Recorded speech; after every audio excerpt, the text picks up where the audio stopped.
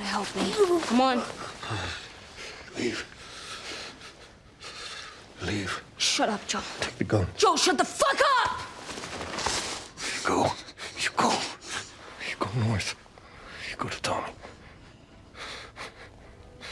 You go.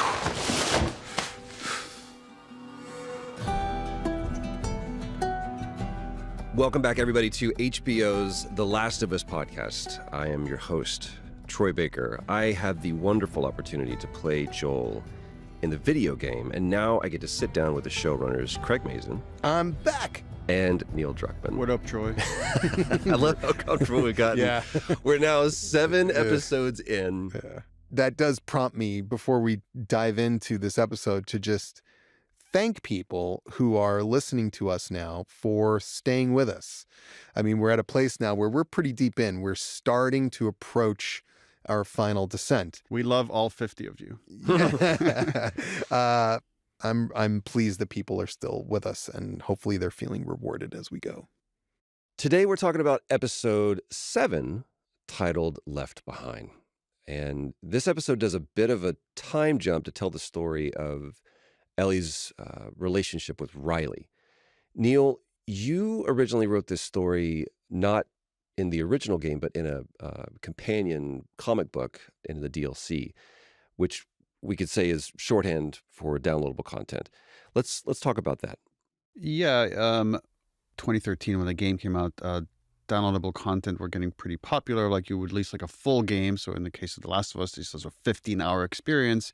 And then often you'll release like an additional chapter, something, an add-on, a downloadable content.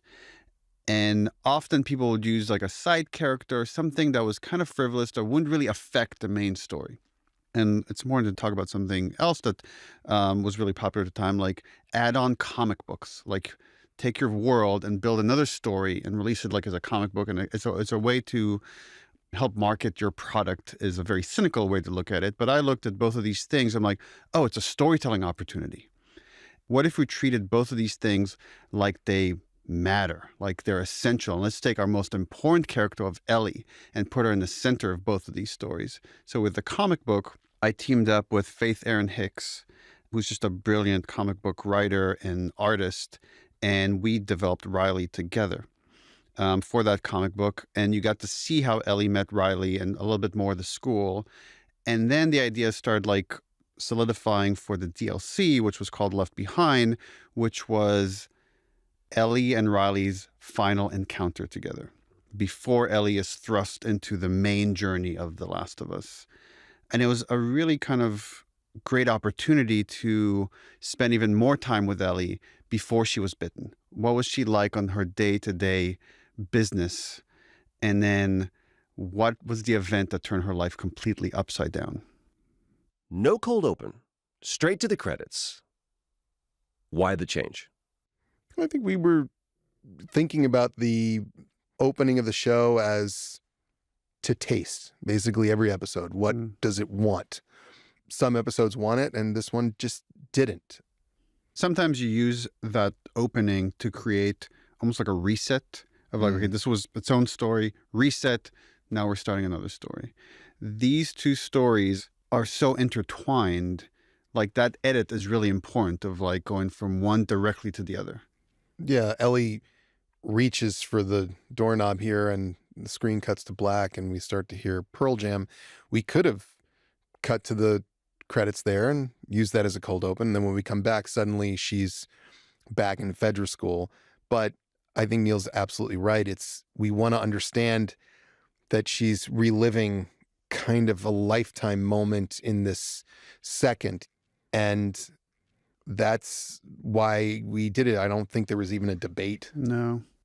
I want to talk a little bit about something that, again, HBO in a very smart way suggested to us. This wasn't originally the plan. Originally, this episode was going to really play entirely as Ellie's story with Riley. And one of the things that HBO strongly suggested, and they were absolutely right, was to connect it back more to the story at hand, which is what it was yeah. in The Last of Us DLC. Sorry, in Left Behind DLC. That's when we talked about seeing this image of Joel dying on this mattress in a basement with this very iconic blanket on. And I love the way this starts with Joel telling her to go. And there's this moment where what else can she do? Right. What else can she do? Why wouldn't she go at this point? He's dying. That's clear. And she's not a doctor. They are not anywhere near civilization. There's nothing that can be done. It is a hopeless situation. He doesn't just tell her to leave, he shoves her. Yeah. He reacts in the only way that he can, which is by force. And the second that he does that and he sees her turn, the reality of that action, the consequence of that action is apparent. And it's not the pain that's making him cry. It's that. And it's just a single tear. It's not blubbering. I love that tear because you're right. Is he mourning his own impending death? Is he mourning the fact that she has to leave him or that she is? Is he mourning the fact that the only way he could get her to go to save her was to push her away and the last memory she'll have of him is something rejecting? Can she make it on her own? It's Right. winter. Will she survive? If you die, I'm fucked. Yeah, That's my interpretation. Is like it's the fear of like I can't protect you. I have to let you go, and I don't know how this is going to play out because I'm going to die. That's the best part of this is any of those could be It's true. true. And it's probably a combination of all of them that's going on in his head. What matters is the depth of his connection to her. No matter how you slice any of the interpretations we just offered up, all of them come back to the same thing. There is this remarkable depth of connection between the two of them. Let's talk about music a little bit more. Pearl Jam, All or None. Neil, you have an obsession. obsession. I was going to be very careful with my words, but I was going to say connection to Pearl Jam. Is this just simpatico between you guys, or was there something that, Neil, you said, I have a song that I would like to put in? You know, when you grow up, you have like a handful of songs that are like an escape. You know, when things are getting hard or like when you're down on yourself for whatever reason. And to me, this was one of those songs. That song specifically, there's a certain feel, a mood, a tone. I don't know if I have the right words for it, but like capturing where Ellie's at right now. That she's alone, she's at a place she doesn't want to be, and there's kind of nothing going on for her. And this song, I think, captures that mood, but it also captures her attitude. It's called All or None, which is very much Ellie, right? It's like everything or nothing, and it's always this kind of full commitment. Whenever it comes to songs, there aren't many that we use in the series. I mean, we talked a lot about Never Let Me Down Again. Long Time, obviously, is a centerpiece of our third episode. We really want to think about those lyrics. We don't want to be too on the nose. We don't want to be something that feels overused or too pop. I read this statistic that searches of Never Let Me Down Again, the Depeche Mode version, were Skyrocketing. like, up by 500% or something. Well, this is exciting. Like, that's what we want. We want a song that people discover it with us that are beyond, say, the fans of Pearl Jam. And Neil is a much bigger fan of Pearl Jam than I am. That's not to say I'm not a fan. It's just that he's a super fan. So I wasn't that familiar with that song. And when he played it for me, I was like, okay, yeah. And there's something about the way it starts. Mm-hmm. Mm-hmm. The guitar tells you everything before Eddie Vedder even starts in. There's this sense of, oh, God. And Ellie's situation here is not simply hopeless, as the lyrics say, because she's stuck in a Fedra orphanage training to become a soldier. It's hopeless because someone's gone missing. Right. It's hopeless to her. Yeah. Give him back! Then pick up your pace. I'm not running doubles again because of your shitty attitude. I don't want to fight about it. Fight about it? You don't fight. Your friend fights. She's not here anymore, is she?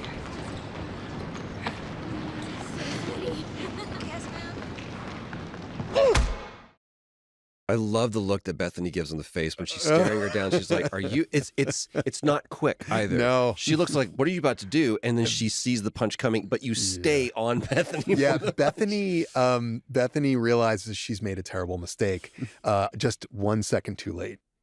She could have just walked away from the fight. Yeah. But she was disrespected. She Yep. was disrespected. It was personal. It was personal. It was personal. So Bethany makes a couple of fatal errors. One is she underestimates Ellie.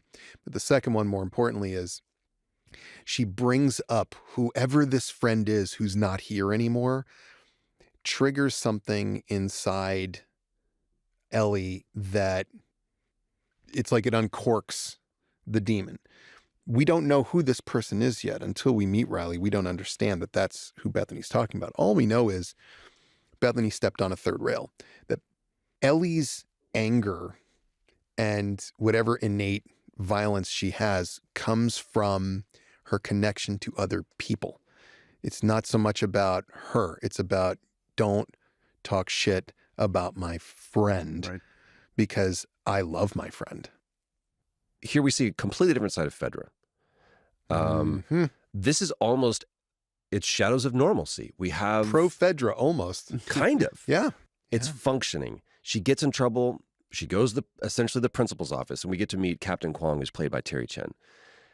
And then Ellie does this thing. She looks at the picture of his family. Yeah. And he walks in and he sits down. He doesn't notice it at first. And then he does, and he turns it around. Ellie has no problem invading people's personal space. The fact that he has a picture of these two girls, obviously his daughters, are they alive? Probably not. She has no problem invading that space and looking at them because she's not a parent. She doesn't know. She doesn't care. She wasn't even alive when this stuff was happening. They look at them. They're at an amusement park in that photo. And that's this little thing where he's like, okay, that belongs to me, not you. And after that, he lays out some cold, hard truth. You're smart, Ellie. You're so smart. You're stupid. Can't see where this is going? Let me help you out. 2 paths ahead of you. First path. You keep acting like a grunt so you get the life of a grunt. Up at dawn, walk the streets, walk the wall. You eat shit food, you do shit jobs, you take shit orders from your patrol leader, who'll probably be Bethany. And that'll be your life from now until you catch a bullet from a firefly, or fall drunk off a roof, or get your hair caught in a moving tank tread. There's the other path. You swallow this pride of yours. You follow the rules, you become an officer. You get your own room, you get a nice bed. We eat well, we don't go on patrol. We're cool in the summer, we're warm in the winter, and best of all, when you're an officer, you get to tell the Bethanys of the world exactly where to shove it. One of the things that Neil and I talked about a lot throughout the development of the show was never painting one side or the other as purely bad or purely good. We've gotten so much bad Fedra stuff. I mean, we saw how abusive, or at least how cold and controlling Fedra was in the first episode. And corrupt. Exactly.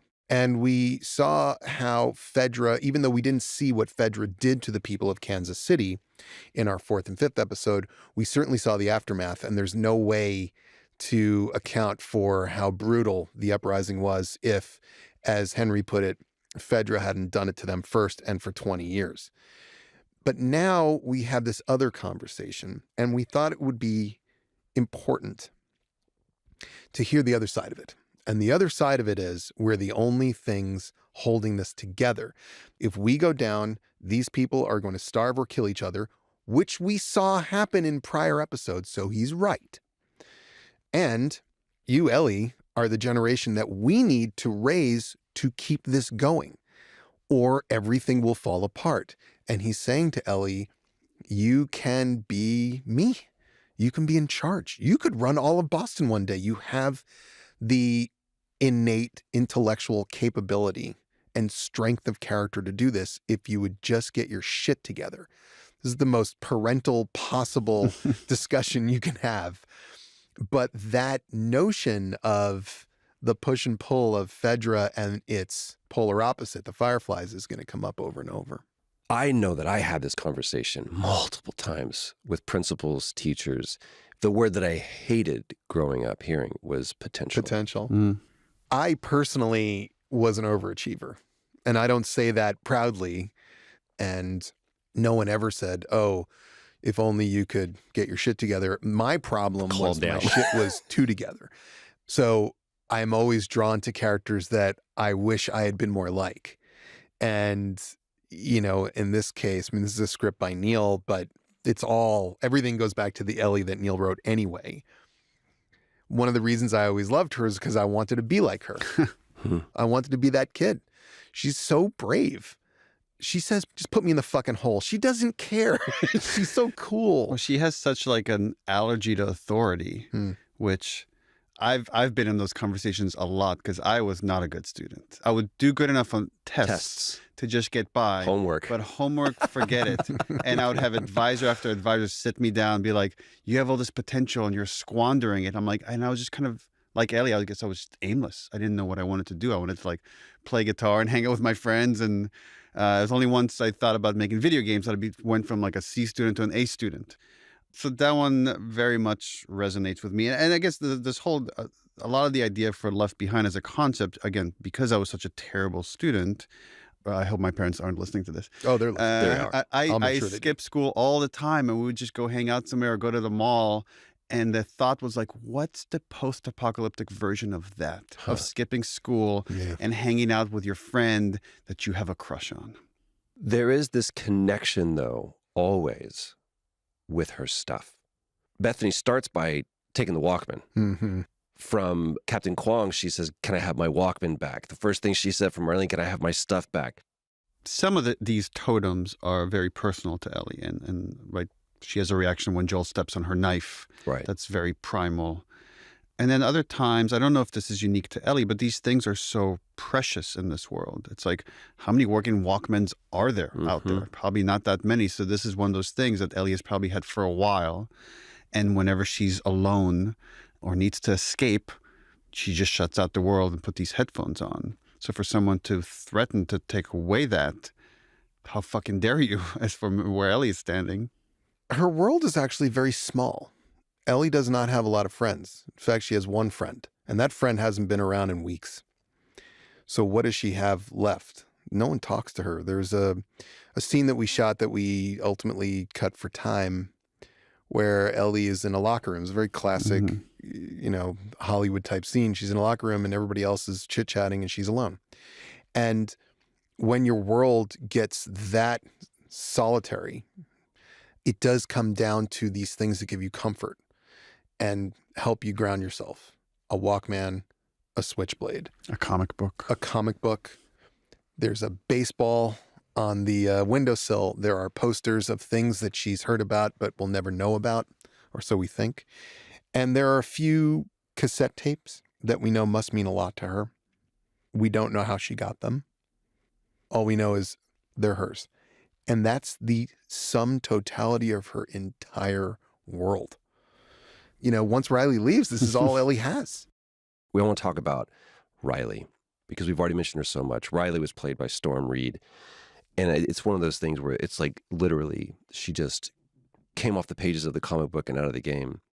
We had a few things going for us. We had Liza Johnson directing the episode, who is an excellent director, but also of all of our directors, I think the one that was the most connected to the actors. She just kept them so safe throughout the process, which was amazing to watch. Anybody who's lived through the misery of those years, and I don't know who these people are that enjoyed those years, but if you lived through, those are the worst. Middle school is the worst. High school is also it's the best and worst, right? Yeah. I guess I think of Ellie as like a freshman in high school. It's like the worst year possible, and yet there is the magic of your heart pounding in your chest for the first time, really. Sure. The way that opens up, that's where you really start to live. And we're watching it happen here. And I think the fact that Storm and Bella are close enough to that experience that I'm sure they both had, that you could feel it. It just felt so true. That first heartbeat starts not with necessarily love, but fear. Riley comes through the window and we see immediately their relationship. You're a firefly? Jesus. I told you I'd fucking do it. Talking about liberating the QZ is not the same as... Fuck, where did you even... Slow down. I will tell you everything. But first, you have to promise me something. Sort of crazy, and you're gonna say no, but then you have to say yes.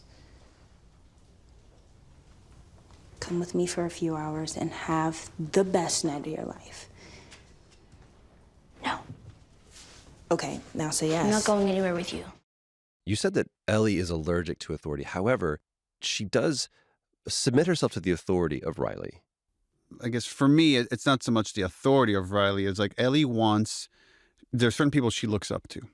And Joel is obviously has become one of those people. And Riley is this other person, but she wants to be their equal. She doesn't want to just follow their commands. She wants to sit alongside them. Yeah, she's so proud that she fucked Bethany up, because True. she's doing what Riley would do.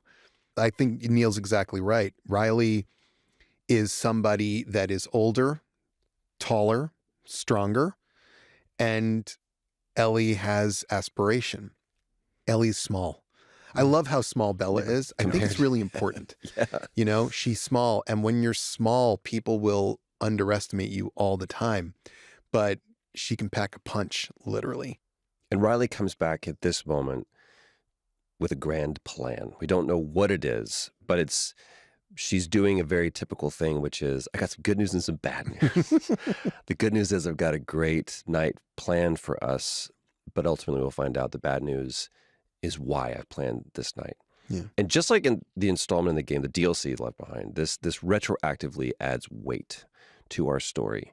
There's this one quick line that Riley says. She goes, do you want another 7-Eleven situation? What is the 7-Eleven situation? What is the 7-Eleven situation, What is the Neil? 7-Eleven situation? Well, one, again, that conversation is just like things could go wrong. Someone could get hurt. Just kind of like, but there's also, so I get this question so many times of like, how did Ellie get her scar? Or On like, the eyebrow. on her eyebrow. And then Craig and I discussed it, and I told him like just some thoughts I had about it. So like, I don't necessarily want to answer that, at least not yet. And like, okay, we could just hint that there is a story there. So something happened in a 7-Eleven that obviously is in the QZ and abandoned, where in my mind, it happened together, right? Yeah. Ellie and Riley must have been together. They must have broken in. They must have had to run out fast. There was some glass going through a window. Something happened. It's interesting how in the first, 10 minutes of this episode, the concept of stitches comes up over and over, which I think is really interesting. The notion that you get wounded and you have to have stitches. And it's a constant reminder. Yes, that we are frail. And that comes into play at the end. It all comes back around. But the notion that there are scars from living in this world is a really interesting one. And it was important since Ellie and Joel talk about Joel's scar early on in episode 3, this is an interesting opportunity to at least acknowledge that something happened. And here it's like, well, we don't know exactly how Ellie got her scar. We also don't know exactly how Joel got his scar. All he says is, it was a shootout, and the other guy missed. So we're hinting at these things. But what we are saying explicitly is violence is permanent and leaves marks. And sometimes the only way to close up a wound is to stitch it. They make their way up through this decrepit building, and they come upon not only a bottle of hooch, but also a dead body. This isn't moonshine either. It's like from before. This guy must have spent every card he had to get this. No one told him he couldn't mix pills with that shit? I think he knew what he was doing.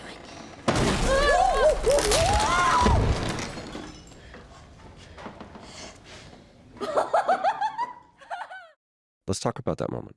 Yeah, we talked quite a bit about that beat and what it would mean and what does it say about Ellie. And a lot of it came from, one, just how brave she is. She's not scared of something morbid that I think if we saw it, we'd be like, ugh, let's steer clear of that. Let's call 911. Let's just take care of this. But instead, she's fascinated. Again, she's fascinated with the dark part of humanity. And here is someone that just, whether they purposely or not, took their own life. They ended up taking their own life just by overdosing on drugs that maybe this person even bought from Joel, right? We see that little baggie there. Also establishing that this is the reality of these two girls. Like, they live in a different world than the one we know, that it's not that big of a deal for them. Well, it's definitely not that big of a deal for Ellie because she has never experienced the death of somebody she cares about because she doesn't have anyone she cares about except for Riley. She's never known her parents. And what I loved about this scene and what comes after is that you realize there is one fundamental difference between Ellie and Riley, and that's that Riley did know her parents. Right. And Riley saw her parents die. And Riley's experience of dead bodies and death is different than Ellie's. For Ellie, she has that thing that kids can have, which is a sense of immortality. And so this doesn't mean anything to her. She laughs when that body falls through the floor, because I hope people don't get the sense that we're saying that Ellie's a psycho. Even though people jokingly call her a psycho, she's not at all. She's just grown up under such different circumstances than we have. But it's also like that age, right? It's like you're pushing the boundaries of how far you could take things. What are the darkest things you could see or explore? In the previous episode, Ellie asks for a drink, and Joel obliges. And she says, yep, still gross. Are we seeing the first time that she's had something to drink here? I think we might be. Yeah, I'm not sure if we say it's the first time or not, but it's definitely an early time. And again, it's just the idea is better than the thing itself. Like the idea of being naughty or doing something that you're not supposed to do is more exciting than how disgusting alcohol tastes when you first have it. This is a rite of passage. I don't know if every kid goes through it, but certainly a lot do. I did. My parents had this. It wasn't a liquor cabinet. It was this weird cube. It's like a wooden cube of 1970s furniture that had this little tiny knob, and you would open it, and inside they had all these bottles, and my parents weren't big drinkers. So the bottles that were there were things that people had brought over for the very occasional, dinner parties or something that they would have 70s style with crab dip and horrible avocado-based foods. And my sister and I were just like, let's do it. We got in there, and I think the one we chose because we liked the bottle and the name and the vague smell of it was Amaretto di Serrano, which is an almond liqueur. And we both, took a way too big swig, and it felt like I had done something permanently damaging to my mouth and throat and stomach. You'll never be the same. No, I was like, was this like toilet bowl cleaner or is this meant to be drank? Because that's horrible. Now, later on, things change, but there's something about that first time where you're trying to be grown up. Sure. Yeah. And you're not. Well, there's one other thing, which is like, again, high school parties and stuff where you're next to someone you have a crush on, and and like you feel all this nervous. You're like, maybe the alcohol will like make that subside. Like, yeah. Maybe not in this initial drink, but as they go forward, I think Ellie's drinking because she's getting more and more nervous. She's taking shots of courage. She is. And what I like about how the episode develops is that it's not for nothing. Yeah. It kind of works. Mm-hmm. Like ultimately, the courage is there. I do want to get to the place that Riley is trying to bring us to, which is transitioning from this broken down, decrepit reminder of this failed world, and then the remnant of what was wonderful, and now understanding kind of where maybe we drew that from, this mall. We get into this epic shot of this world coming online.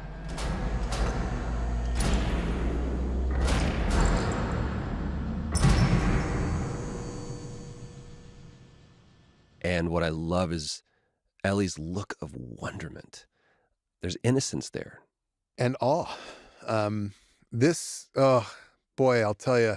That's one of the hardest. I mean, yeah, I wish I could drag everybody in the audience back in time to make them sit through all the meetings we had to sit through on this one. Was that practical or was that VFX? It was VFX. So we had this interesting challenge. I was in love with the mall from the DLC, and we needed it. This takes place in mall for all the reasons Neil said. That's where you sneak away as a teenager.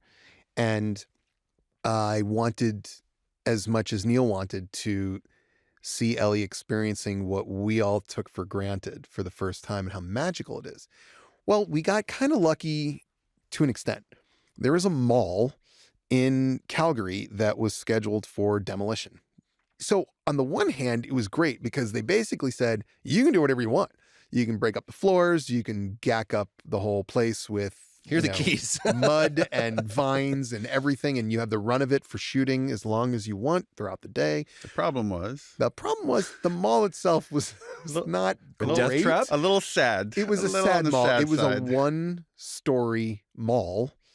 There was only one area, like at the very end of the mall, where there was an escalator, which obviously we used, that went up to this one little extra, like, taller section that led into like a Winners, I believe, which is the Canadian kind of Target-ish sort of store, and then like a clinic. It was really sad up there. But anyway, if you're standing at the top of the escalator looking out, you just see a wall. there was nothing. There's like, because there is no second floor. There's just nothing. like everything like tilts down and goes down to the first So floor. if you're like a junkie and you want to know like how we do things, the shot where we're behind Ellie and we see that mall coming on, that wasn't at the mall. That was on a sound stage. We built a little railing, and then there's just blue.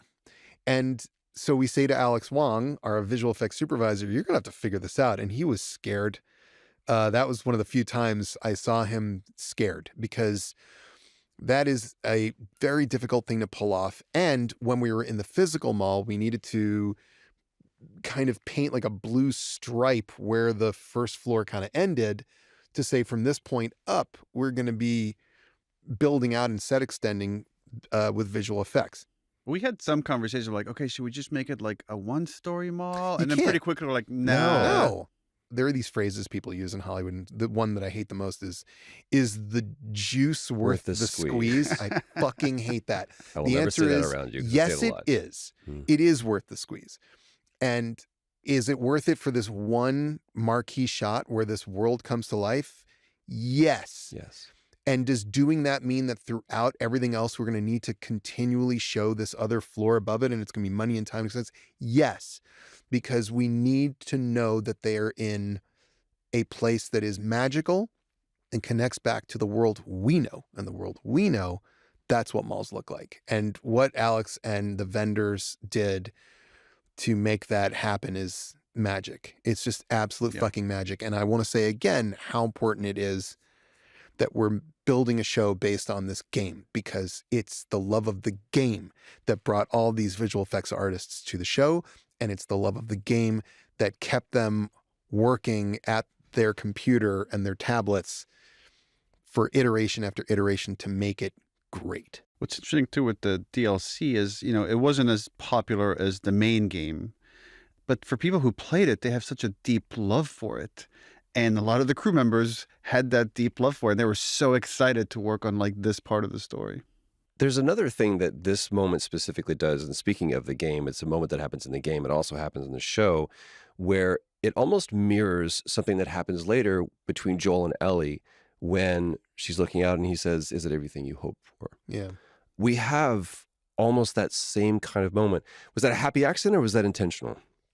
It's probably a happy accident. Happy Wow. accident. It's like, if it is, it's like, sometimes these things work on a subconscious, but it's like, right. So we know that Ellie just has an appreciation for beauty and for the old world.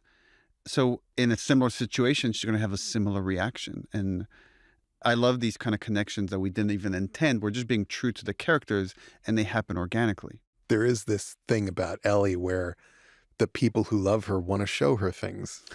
They do, because she appreciates them. She's not a romantic, but she's a passionate person about the world around her.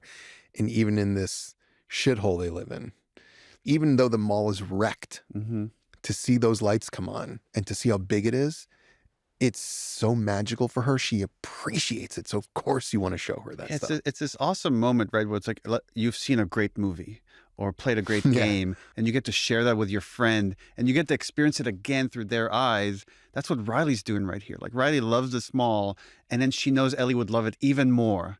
Now she gets to share it with her. Which is basically what I'm doing now with you. Like, I'm like, I want everyone to see the she's thing. also one of the things that I love is that Riley gets surprised by the thing that Ellie, Right. in fact, she freaks out over the escalator. Right. Yeah. We have a big conversation about the world that was and what was important, sneakers, not soap. But then it leads quickly to this other moment, really the first moment of tension between the two of them at the Victoria's Secret.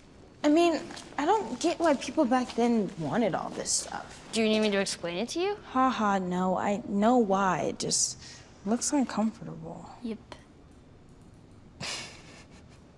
What? Nothing. I was just trying to imagine you wearing that. Shut up. All right, come on. We're almost there. Malls are just such weird places, right? You got this weird collection of all these different stores that, right? It's like shoes and a food court, and then you have like this store that's all about sex. And again, you think back to that years as a teenager where like your brain is just getting pumped full of hormones, and then you can't help but think about attraction and sex and all these things when you're next to that store. And ultimately, we know where the story goes, and both of these girls like each other. Like really like each other, but they're too afraid to say anything. And here's like Riley gets to like poke at it and see the reaction. And Ellie has a very kind of weird, nervous reaction because she doesn't want to reveal how vulnerable she is because she loves Riley. And that's why after Riley walks away, we get to this lingering moment where Ellie's just looking at her own reflection and we see an insecurity. Yeah. You know? Liza really understood this moment beautifully, that here are two girls who, well, we've all seen the episodes now, so no big secret. They're both gay, and their sexuality is confusing to them and scary to them because the world, to remind everybody, in our show stops in 2003. The revolution that we've gone through as a culture to become accepting of homosexuality and whatever we would call non-heteronormative sexualities hasn't occurred, which means if the world stops in 2003, it just doesn't happen. In this world, that stuff is still problematic, as they say. So you have these two girls who are uncomfortable with and afraid of their own sexuality, and they're looking at the most heteronormative presentation of female sexuality there can be. Lingerie designed to be incredibly feminine, to attract men. And neither one of them seem to quite get the allure of it, which is not surprising. It's not their thing. But what I love about what Riley does there is that she, and people do this, right? We know they do this. She gets scared of her own feelings for Ellie, and so she basically puts Ellie down to cover up how she's feeling in this weird moment. And Ellie doesn't understand that, and it hurts. It gets defensive. And she gets defensive, and then she gets insecure, and she's looking at herself in the reflection of this angel, the Victoria's Secret angel. And she is not an angel. She doesn't like her face. She doesn't like her hair. She doesn't like the way any of it is. And she's pretty sure that Riley would never, ever like it either. And I can't think of a more 14-year-old teenager-y thing to think than that, because God knows I was thinking that stuff myself. We are shaped so much by media and how we're bombarded by movies and games and comics and ads. A big part of it is ads. These girls didn't grow up with that. So then you get a glimpse into this other world where like, look how easy they had it. Look how beautiful they were. Like it's almost like it becomes this fantasy instead of like looking back at a reality. We move from that moment into the mall gets even more magical. We find this merry-go-round, which is taken straight from the game. Yeah, and sure is. I love when that happens. We hear this almost calliope version of The Cure is Just Like Heaven. Yeah, and I have to give credit to our editor, Tim Good. That was his. Tim, I think, is as important to the creative integrity and success of the show as anyone. And he had been waiting, I think, to put this in a show forever. And I think he had tried, and people have been like, what? No. And and then I heard this and I was like, oh my God, it's the most beautiful thing. And is there realistically a merry-go-round that would play a calliope version of... Oh, that's what we were joking. This is like the coolest merry-go-round coolest in the world. in history. Like plays OK Computer. Yeah, it's like the coolest merry-go-round. I think a lot of people, I suspect, are going to be like, wait, what was that? Wait, that was The Cure? I'm excited to see how people Second viewing for discover me. that. Yeah. Second viewing, I was like, wait a minute. I had to go back and listen to it again. I love how this functions. I loved how it functioned in Left Behind, and I love how it functions here. Ellie allows herself to slip into the fantasy. And it is just like heaven until it's not. Because at some point, the world comes crashing in on her. Even before the merry-go-round breaks down, She remembers, oh yeah, this girl doesn't feel about me the way I feel about her. In fact, she never will. And that's when she has to kind of go back to questioning, what is the thing with you and me? Why did you run away? What are we doing here?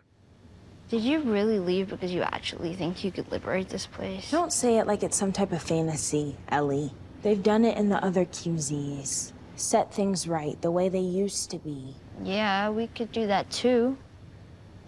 If you come back, I mean, we're like the future. You know, we could make things better. We could be running things. The text is they're talking about the political standing of the quarantine zone, but they're really talking about each other. Yeah. And Ellie's trying to say, I was so hurt because you left and you were my everything. Yeah. I mean, that's why I think the world comes crashing in on her, because she remembers, oh yeah, Riley just left and had no problem with that. Ellie would never leave Riley for 3 weeks, ever, because Ellie is in love with Riley. But Riley left, no problem. Obviously, Riley's not in love with me. And so Neil's right. The discussion is why. And we, in that discussion, learn a really interesting thing about Riley, which is that Riley is not going anywhere at Fedra. Riley is not Ellie. Captain Kwong is not sitting Riley down saying, you're officer material. Gave her sewage detail. Yeah, you're going to be sewage detail. And that opens Ellie's mind to an understanding. Okay, I'm starting to get it. The next beat that we get into, the photo booth. Let's talk about what the photo booth meant in the game, both mechanically and also narratively. So a lot of the game, we took these mechanics that were used for violence when you played as Joel in the full game, and then for this extra chapter, we subverted those mechanics to get you to connect with Riley and be on this sort of date of like running away together. We had this idea of like, oh, what if they went in this photo booth? Because again, this is the thing you do in a mall with your friends, and you take pictures together. And it would be a moment that would make it interactive. You could choose what poses you want to do. So there's a little bit of agency for the player there as far as like shaping how that experience goes. Ultimately, that moment is about a cracking of the dam, of seeing like these girls are starting to telegraph to each other, whether consciously or not, that there is more here than just friendship. And that was the purpose for it in the game. And in the game, it was this huge investment. We would always say, like, you know, we used to be known for these set pieces in Uncharted. One of the most famous one is like you are in this building that's being shot with missiles by a helicopter and you're fighting all these enemies and you like dynamically jump out of it just as it crashes around you. And it took this massive effort for the whole studio to pull that off.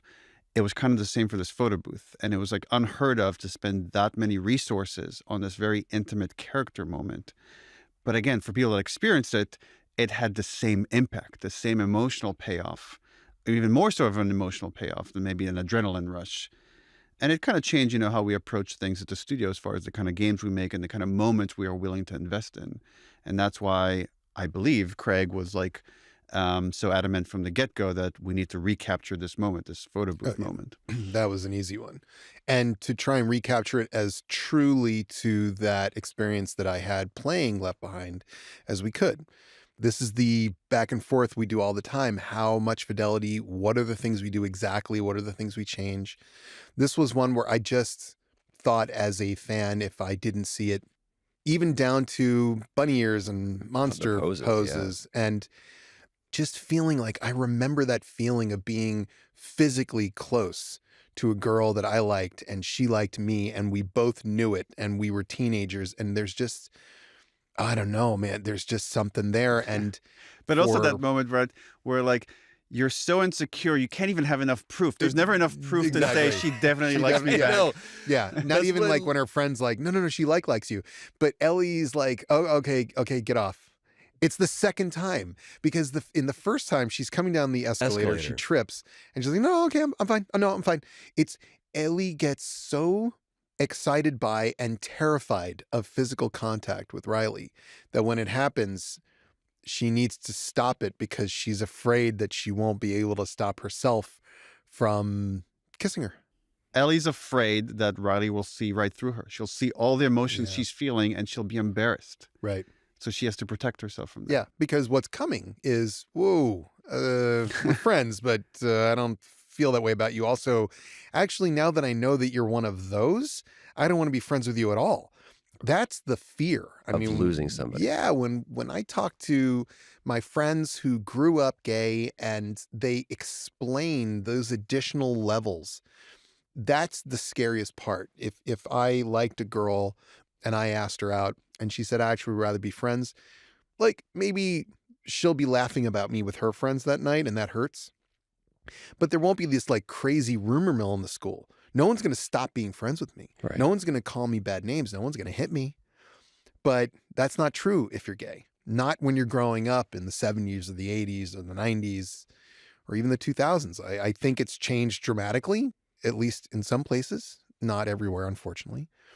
But that's, I think, a real fear that Ellie has, that it won't merely be a rejection of romance. It will be a total rejection of her as a person and as a friend. And she can't bear that. We'll get to the moment where she's afraid of losing her, and that's really at the root of that fear. Mm-hmm. But first, we have another wonder of them all. The most wondrous wonder of them all. Why Mortal Kombat 2? Why Mortal Kombat 2 specifically? Because that's my fave.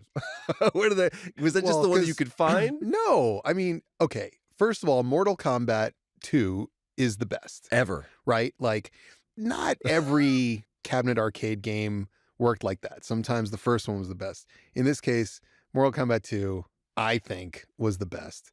Same. And we had this opportunity to do something that Naughty Dog couldn't do when they were making the game, which is use real stuff. Because I don't know the rules. I don't understand the intellectual property thing. In the video game, the game's called The Turning.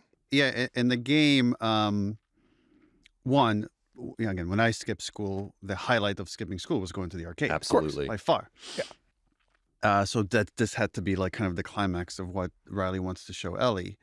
Which, by the way, like I've been just recently rewatched this episode. I tear up every time they're standing in front of that arcade. I don't know what it is. It's like some combination of like what's happening in the episode and my own nostalgia for arcades that have just kind of disappeared over the years. So when we made the game, we couldn't use an existing game because we would have had to recreate it. So that's one thing. And then licensing would have been a headache. So we just never went down that road. So we made our own game called The Turning. It was called The Turning because when I was working on a comic book that eventually became The Last of Us, when it was pitched at Naughty Dog, it was called The Turning. So this was kind of like a homage to myself, I guess. I don't know. But again, it's just one of those things you imbue with stuff to make it more personal to you so you get more invested in it. That's very much a ripoff of Mortal Kombat 2. Yeah. And it was always intended to be that way. And the reason we did Mortal Kombat 2 or just thought about it is there's this evolution of games and violence in games, how violence is used in games. In Mortal Kombat 2, there was this whole conversation around it with violence in the media and Senator Lieberman wanting to censor video games. And that's where like the rating system all came out. So it's like a lot of like really interesting political things that happened with video games with that specific game. But to go back to what Craig was saying, we had an opportunity to use the original source, the original inspiration, which is Mortal Kombat 2. And I'm like, wait a minute, we could actually like probably get the rights for this relatively easy because it's Warner Brothers. Yeah. So it was just very cool to be able to use that. So then we worked backwards from there. And if you notice the opening of the episode when we're in Ellie's room, she has a poster from Mortal Kombat 2, and these girls would have had an obsession with this particular thing because Ellie just has this, not dissimilar to me, an obsession with violent media. Which, like, I grew up, like, at that age, like, or maybe a little bit older, I saw Pulp Fiction and I read Sin City and just, like, very much drawn to that kind of experiences at the time. Yeah. And there's this nice circle back payoff to a moment that happened in the third episode when Ellie finds a dead Mortal Kombat 2 game in the convenience store and tells Joel about how she had a friend. And she played Melina, and she would swallow you whole and barf out your bones. And now we see it. Yeah. And one of the things that I was obsessive about, because I concentrate enormously on sound, I try whenever I'm writing scripts to write sound into the script. And then when we're mixing, I told our mixing team, which is amazing, led by Mark Fishman and Kevin Roche, guys, this isn't going to be a normal mixing experience for you. I am going to get so granular about so many things. And one of the things I got really granular about was the way it would feel in your stomach when you drop that quarter. Yeah. That bass. Yeah.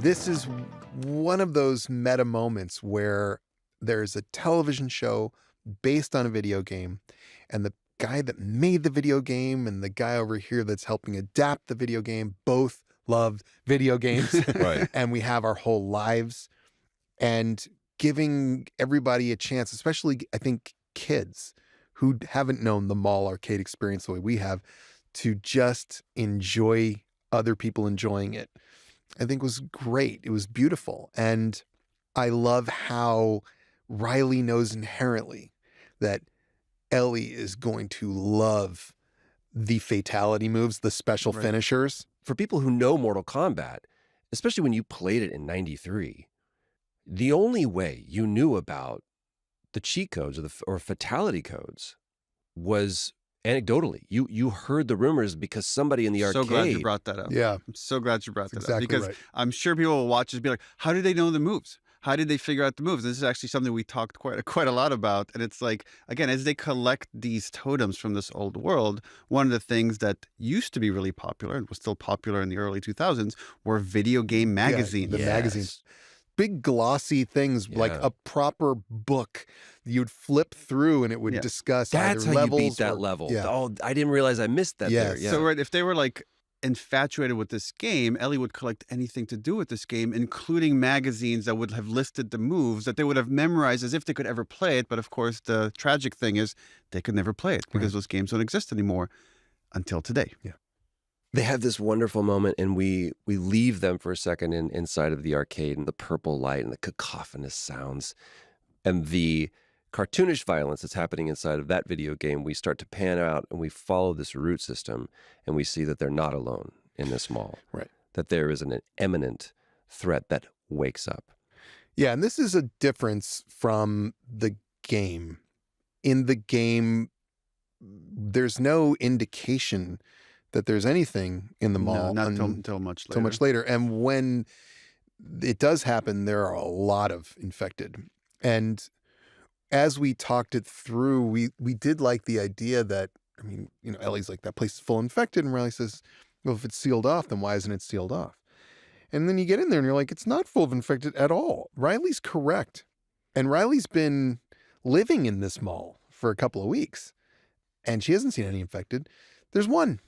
That's all it takes, is just one. And what wakes him up is their joy. It's the sound of their laughing. Mm-hmm. They're having fun. As much as we can, we give our characters the things they want the most, and then we punish them for getting them. And we want them to be challenged by their darkest fears. And so one of the fears that you have in this world is that you're never safe enough to have fun. You're never safe enough to fall in love. You're never safe enough to have a first kiss. There's two threats that are happening in this moment. First is the waking up the infected that's in there, and also there's a bit of a truth bomb that Riley drops. Right. Ellie, I'm leaving. They're sending me to a post in the Atlantic QC. I asked if you could join so we could go together. But Marlene said no. Who the fuck is Marlene? Marlene is the lady that helped me get... It doesn't matter. Ellie, I tried. Yeah. Ellie finds the truth of what Riley's been doing here. It's not just this romantic, oh, I've joined the Fireflies and I have a gun and all that, and Ellie's been making fun of her for it the whole time. Oh, it's because it's such a fucking Firefly. Well, they're pipe bombs. And the pipe bombs have one purpose, and that is to be thrown at Fedra. In the middle of our first episode, we see what those pipe bombs can do. They blow up a car, they blow up the side of a building, they almost kill Tess.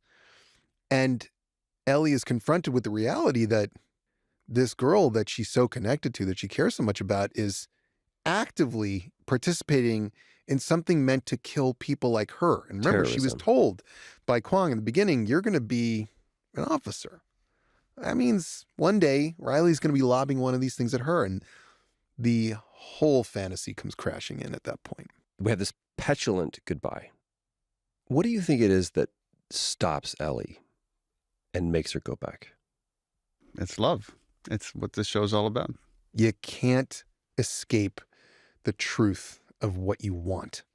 You can know intellectually, this girl doesn't care about me the way I care about her. And she is actively participating in something that could end up in my death.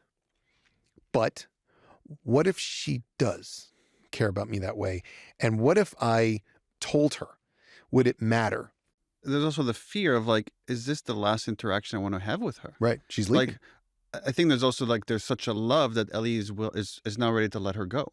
And later, right, she says to her, is like, I'll support you. If this is what you really want. I'm your best friend. Yeah. And I'm not saying it all pissy. Yeah, I mean it. Yeah. Like, I think Neil's right. There's this need to just say goodbye. I don't think Ellie goes back there thinking, I'm going to tell her how I really feel and I'm going to kiss her. She goes back there to say a proper goodbye. Yeah. But she does go back, and we get to see another iconic moment from the Left Behind game, which is the Halloween store. Yeah. You use source music again as score with Etta James' version of I Got You, Babe.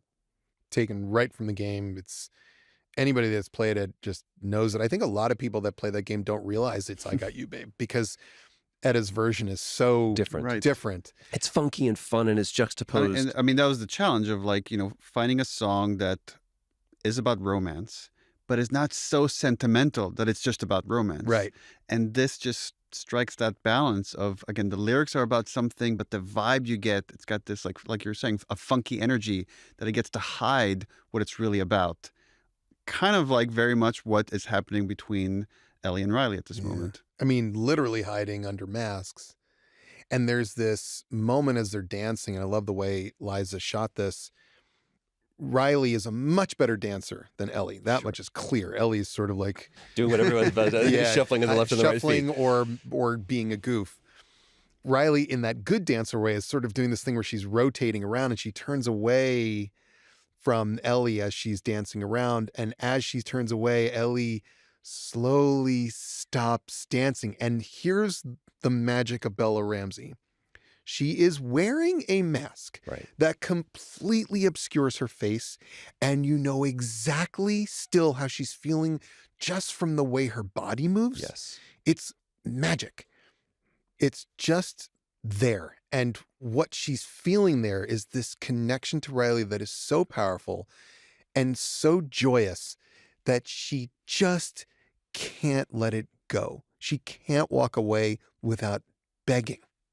She just says, don't go. And Riley says, okay. And then Ellie kisses her. And it's just like the game. And I don't think that's a bad thing. I think it's a wonderful thing because it was perfect in the game. And I think it's perfect here. All of it. Bella's reaction after she kisses her, which is like 1,500 emotions in 2 seconds. And then, apologizing and Riley saying for what? And then Ellie realizing, oh my God. And Riley realizing, oh my God. We give her like a few seconds of the greatest joy of her life. Just a few seconds. Yeah. But there's like this thing of the two of them like, oh my God. The time we've wasted being scared when we both felt this way. And then the world comes crashing in. Like you said, it's quickly interrupted by the pivotal moment for Ellie, which is not only is she bitten, but also Riley is as well. And the disparity again between their responses. I don't know. We don't get to see if Riley has her freak out moment, but we certainly see Ellie's, and she smashes stuff and Riley responds. Direct from the game. And almost everything that they say between each other is lifted from the game. There are a few other little bits here or there that we put in. But what I love about this ending more than anything, and credit to HBO for kind of pushing us to keep growing it, is what Riley says to Ellie at the end here is not merely words of comfort or vague philosophy. It ends this way for everyone sooner or later, right? Some of us just get there faster than others. But we don't quit.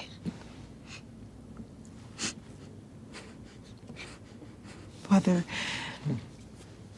it's 2 minutes or 2 days, we don't give that up. I don't want to give that up.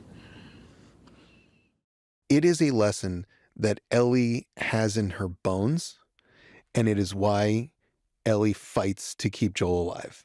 Because what Riley is saying is we don't give up. Even if we have 2 minutes or 2 days, we just keep going because we love each other. And death comes for us all. The time we have is the time we have. The fact that it must end is not a reason for us to not love. And there's Ellie, who has been told to go away, who knows Joel's going to die. There's no fucking way she's going to be able to save him. She's not going to quit. And she ransacks his house looking for what? Thread to stitch him up. It's the only thing she knows how to do with a wound because of her own life. And she goes back down there and, oh my God, they hold the hands being held. It's like, it's so beautiful to me. And then when she's sewing him up, the look on her face is just, what do you describe it? That's a desperation. Yeah. And fury. It's almost like, I won't fucking let you go. Right. I will will it. Yes. I will will the impossible. Yes. Will it work? That is something we'll have to find out next week. Craig, thanks a million, man, for being here. Thanks, Troy. And of course, the same to you, Neil. Goodbye. We will talk to you both next week. This has been the official The Last of Us podcast from HBO. Again, I'm Troy Baker, joined by Craig Mazin and Neil Druckmann. You can stream new episodes of the HBO original series The Last of Us Sundays on HBO Max. The podcast episodes are available after episodes of The Last of Us air on HBO. You can find this show wherever you listen to podcasts. Like and follow HBO's The Last of Us on Instagram, Twitter, and Facebook. Until next week, endure and survive. This is the official companion podcast for HBO's The Last of Us, hosted by Troy Baker. Our producers are Elliot Adler, Bria Mariette, and Noah Camuso. Darby Maloney is our editor. The show is mixed by Hannes Brown. Our executive producers are Gabrielle Lewis and Barry Finkel. Production music is courtesy of HBO, and you can watch episodes of The Last of Us on HBO Max.